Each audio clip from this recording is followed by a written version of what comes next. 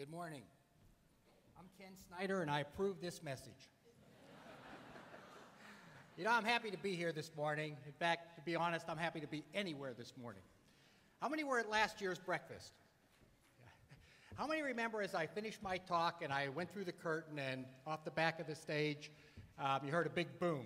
Well, I literally went off the back of the stage, landed on my shoulder, broke both bones, tore the ligaments, the muscles, the rotator cuff blown out, and if this year's breakfast will be as successful as last year's breakfast, this guy here is ready to perform today, I'll tell you. After that, I'm out of shoulders. Anyway, there's lots going on at the dental clinic. Along with seeing tons of patients in both the adult and the children's clinic, we have all kinds of dental professionals that train with us. We have dental students from both dental schools. We have dental assistants, dental hygienists. We even started our own dental assisting program for women who are victims of domestic violence so that they can get back into society. We have orthodontic residents that train with us in our clinic. We have oral surgery residents that train with us in our clinic. And it takes a lot of coordination, a lot of effort, not only in the clinic, but afterwards, on the weekends, after hours. And we do it because we have such a wonderful, dedicated staff. And people ask me all the time, why do you do it? And I've been at this for 16 years now. Well, there's many reasons why I do it, and I'd like to show you a few today. Can I have the first slide, please?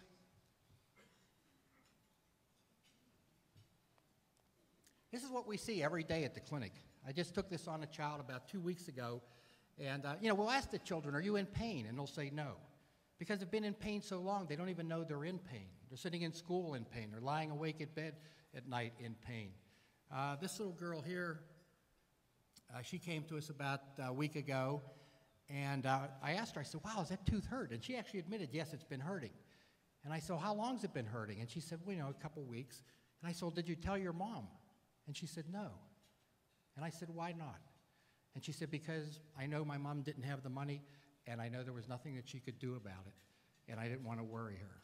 And this is what we see every single day. Why do I do it? Well, there's many reasons why I do it, and I brought two of them with me today. And one of them, first patient, come on over here, please. Would you like to introduce yourself to the audience? You are? Edith. Edith, And Edith, what grade are you in? Third. Third grade? Oh, wow, you're lucky. That was my best one. What's your teacher's name? Miss Maisel. Miss Maisel? Oh, again? Miss Maisel. As long as you know. When I was in third grade, my teacher's name was Mrs. Dybel. And one day I said to her, Mrs. Dybel, I said, do you think people should get in trouble for something that they didn't do? And she said, of course not. And I said, good, because I didn't do my homework. But I got in trouble. Now, what do you want to be when you grow up? A dentist. A dentist? Wow, how about it, huh? Let's hear it. And why do you want to be a dentist? So I could give you the shots. So you can give me a shot. Really? No. Okay. And why do you want to be a dentist? So I could help people. She can help people. What do you say? Let's hear it for Edith, huh? And we have a prize up here for Edith for getting up so early. Now, Edith, I want you to step out here for a moment. How many remember that show, Let's Make a Deal? Okay, Edith, you have a choice. You can either have what's in this bag or what's behind the curtain. Now, before you answer, let me warn you. Last year, I found out what's behind the curtain. I wouldn't pick that one. What would you like? Okay, thank you so much. Let's hear it for Edith. What do you say? I mentioned we have an orthodontic program, and a lot of times when I talk to people about orthodontics, they think, well, isn't that kind of overkill? But no, they think cosmetics, but we're actually seeing kids with clefts. We're seeing kids with unbelievable dental malformations. Here's a young fellow that had just one tooth. And I asked him, I said, what happened? Did you get knocked out, or did you have an abscess? They had to take it out, and he said, no, not that I know of. So we sent him for a special x-ray, and you can see there it is, lodged up inside. And now, I'm kind of old school and from Pittsburgh, and I thought, maybe if we get him in, we could hit him real hard on the back of the head, and it would come down.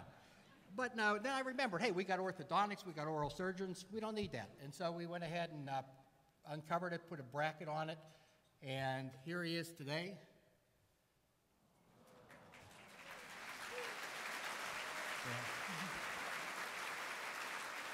And here he is today. Please help me welcome my friend and patient, Tirso.